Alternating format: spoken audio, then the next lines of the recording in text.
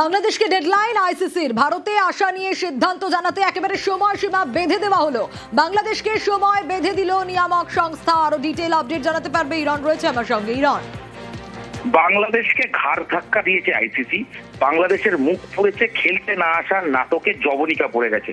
আর যে আইসিসির বৈঠক ছিল সেখানে ভোটাভুটি হয়, যারা কাদের রয়েছে, যারা আইসিসির ফুল মেম্বার এবং যারা আইসিসির বিভিন্ন দেশ যারা খেলে, সেখানে 16টি ভোটের মধ্যে 14টি বাংলাদেশের সিদ্ধান্তের বিপক্ষে গেছে। আর বাংলাদেশের পাশে দাঁড়িয়েছে বাংলাদেশ স্বয়ং এবং সঙ্গে পাকিস্তান। অর্থাৎ 14-2 ব্যবধানে বাংলাদেশ যে ভারতে খেলতে আসবো না নিরাপত্তার ইস্যু দিয়ে যে নাটক বা দাবি করছিল সেটা উড়ে যায় এবং পরিষ্কার আইসিসির তরফ থেকে বলে দেওয়া হয় যে তোমরা হয় খেলো, না হলে তোমরা বাদ যাবে, তোমাদের থেকে স্কটল্যান্ড খেলবে। এই ঘটনার পর বাংলাদেশের প্রতিনিধি সেই বৈঠকে অনুরোধ করেন যে একটা দিন আমাদের সময় দেওয়া হোক অতিরিক্ত, এবং আমাদের রিকোয়েস্ট করে তারা বলেন যে আমরা সরকারের সাথে কথা বলতে চাই।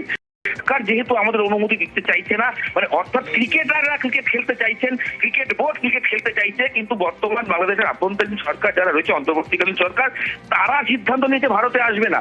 এই মানসিকতা, যেখানে ভারত বিদ্বেষী মনোভাব প্রকাশ করতে গিয়ে ক্রিকেটটাকে অন্ধকারে ঠেলে দিচ্ছে বাংলাদেশের বর্তমান সরকার, এবং তারা চাইছেন সরকারের কাছে গিয়ে কোনো রকম যদি বিষয়টা বোঝানো যায়, নাহলে বাংলাদেশ ক্রিকেটের জন্য বিরাট ক্ষতি হবে, আর্থিক ক্ষতি তো হবে এবং বাংলাদেশ ক্রিকেট অন্ধকারে চলে যাবে।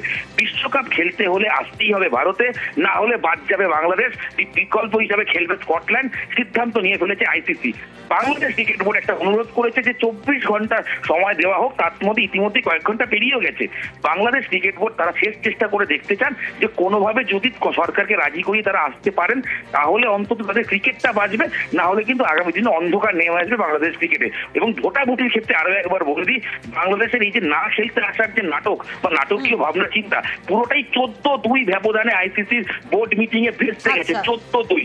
একমাত্র পাকিস্তান শুধু বাংলাদেশের পাশে দাঁড়িয়েছে, আর কোনো দেশ, অস্ট্রেলিয়া, ইংল্যান্ড, সাউথ আফ্রিকা, কোনো দেশ